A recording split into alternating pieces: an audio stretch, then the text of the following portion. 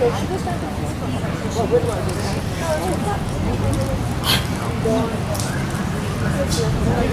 you were green, would I say?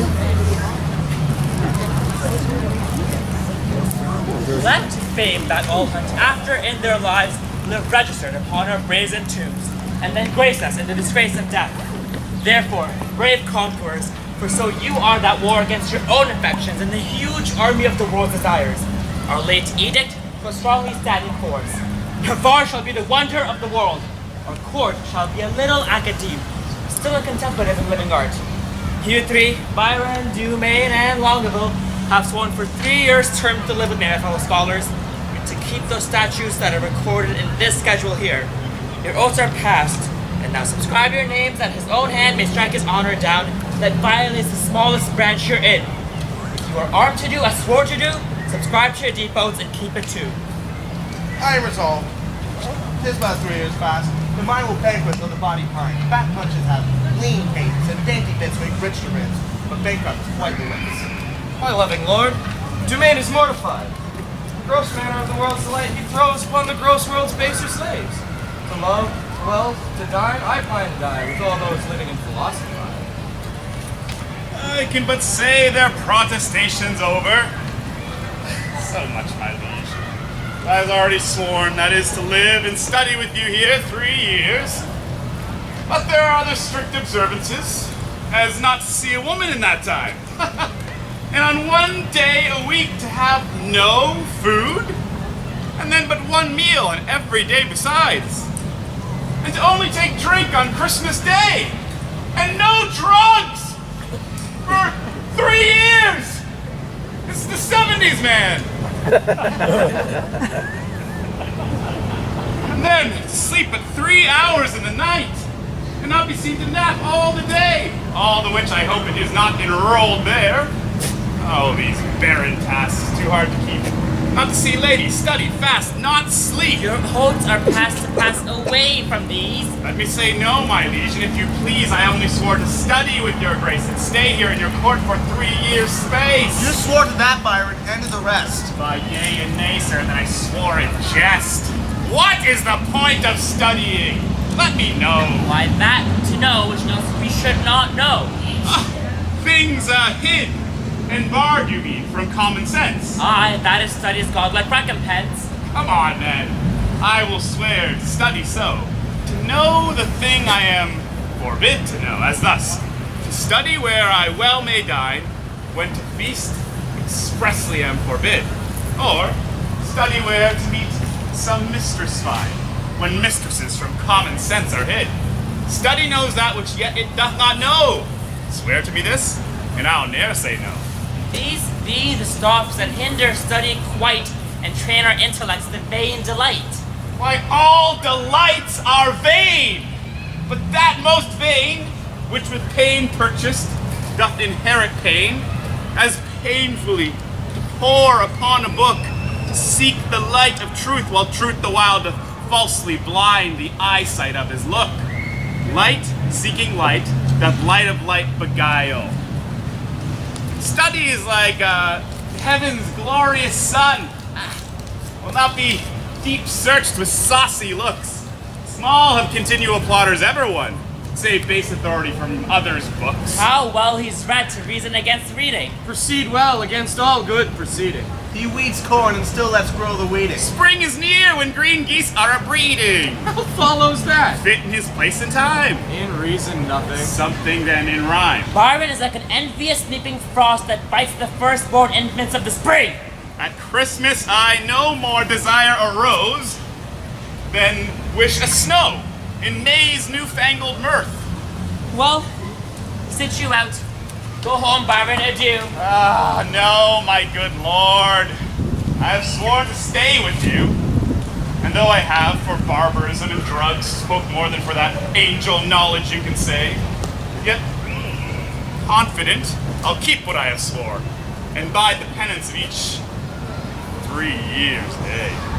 Give me the paper, and let me read the same, and to the strictest decrees I'll write my name. How well this yielding rescues thee from shame. Item, that no woman, save Coster the swain, shall come within a mile of my court. Hath this been proclaimed? A year ago. Let me see the penalty. On pain of losing her tongue. Who devised this penalty? Mary, that did I. Sweet Lord, and why? To frighten them hence with such a dread penalty. Dangerous law against gentility. Item. If any man be seen to talk with the woman within the term of 3 years, he shall endure such public shame as the rest of the court can possibly devise. Oh, yeah. This article, my liege, yourself must break. We get to shame you. For, well, you know, here comes in embassy the French king's daughter, a maid of grace and complete majesty, about surrender up of Aquitaine to her sick, decrepit, and bedrid father. Therefore, this article is made in vain, or vainly comes the admired princess hither. What say you, lords? Why, this was quite forgot. So study evermore is overshot. Well, it doth study to have what it would, it doth forget to do the thing it should. We must of force dispense with this decree. She must lie here on mere necessity. Oh, necessity will make us all forsworn 3,000 times within this 3 years' space. For every man with his effects is born, not by might mastered, but by special grace. If I break faith, this word shall speak for me. I am forsworn on mere necessity. So to the laws at large I write my name, and he that breaks them in least degree stands in attainder of eternal shame. Long the bill. All right, man. But I believe, although I seem to loathe, I am the last that will keep his oath. But is there no recreation granted? That there is. Your court, you know, is haunted with the refined traveler of Spain, a man in all the world's new fashion planted that hath a mint of phrases in his brain. A man of compliments whom right and wrong have chose as umpire of their mutiny. One whom the music of his own vain tongue doth ravish like enchanting harmony. This child of fancy at our motto height, for in turn to our study shall relate to high-born words the worth of many a knight from tawny Spain, lost in the world's debate. How you delight, my lords, I know not I, but I protest I love to hear him lie, and I will use him for my minstrelsy. Our motto is a most illustrious wight, a man of fire new words, fashion's own knight. And costed the sway. She could be our sport. Studied 3 years fast, much shorter. Which is the Duke's own person? This fellow, what wouldst? I myself reprehend his own person, for I am his Grace's Barbaro. But I would see his own person in flesh and blood. This is he.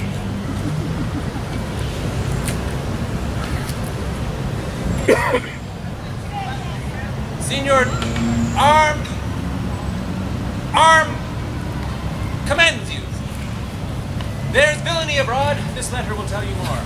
Sir, the contempts thereof are as touching me. The letter from the magnificent Armado. How low soever the matter, I hope in God for high words. I hope for low heaven God grant us patience. Hear or forbear laughing? To hear meekly, or to laugh moderately, or to forbear both. Well, sir, be it as the style shall give us cause to climb in the merriment. The contempt thereof are as touching me as concerning Jacquinetta. Well, the manner of it is, I was taken with the manner. In what manner? In manner and form following, sir, all those 3. I was seen with her in the manor house, sitting with her upon the form, then taken, following her to the park, which, when put together, is in manner and form following. Now, sir, it is the manner of a woman to speak to a woman. For the form, oh, in some form. For the following, sirrah? As it shall follow in my correction, and God defend the right! Will you hear this letter with attention? As we would hear an oracle. Oh, such is the simplicity of man to hearken after the flesh. Great deputy, the welcome spice, durant, and sole dominator of Navarre. My soul's earth's god and body's fostering patron. No word of costard yet. So it is. It may be so, but if he say it is so, he is intelligent. fully true.